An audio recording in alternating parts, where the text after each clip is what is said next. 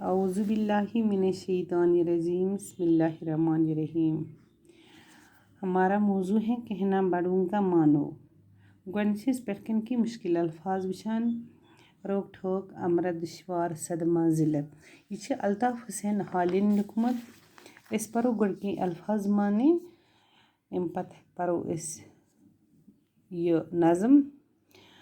रोक ठोक गो मन्ना करना या बाज रखना, अमृत गो आब हयात, अजीज़ गो प्यारा, दुश्वार गो मुश्किल या खटुन, सदमा गो दुख, जिल्लत गो रसवाई बदनामी, सहना गो बर्दाश्त करना, बेहतरी गो भलाई।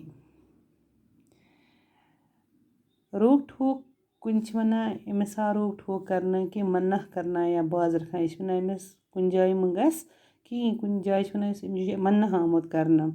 अमृत वना आब हयात वना यह आब हयात यह कोता असल यह आब हयात चवान। अजीज़ गो प्यारा, दुश्वार गो मुश्किल। प्यारा वना ये मोहब्बत करना शफ़क़त सान। दुश्वार गो मुश्किल या खटुन कुन जाय कह दपान यह कोता यह दुश्वार कि यम जाय आव वारिया मुश्किलात या कह कथ खटिन। सदमा गो दुख कंस वाय दुख खुदा रचिन अल्लाह ताला बचैन।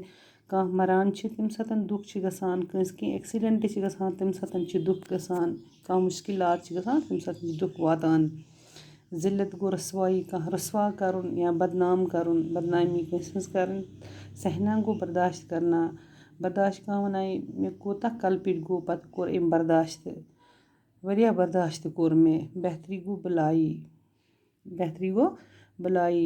बच्चों तुम लिखियो पन्ने कापी पे यम अल्फाज माना तो उम्मीद छन जी कि तुम छु बोजान वकीनस यह लिखजो पन्ने कापिन पे तो पत जो याद करान इंशाल्लाह। बाकी गो अस परो अम पत मजीद।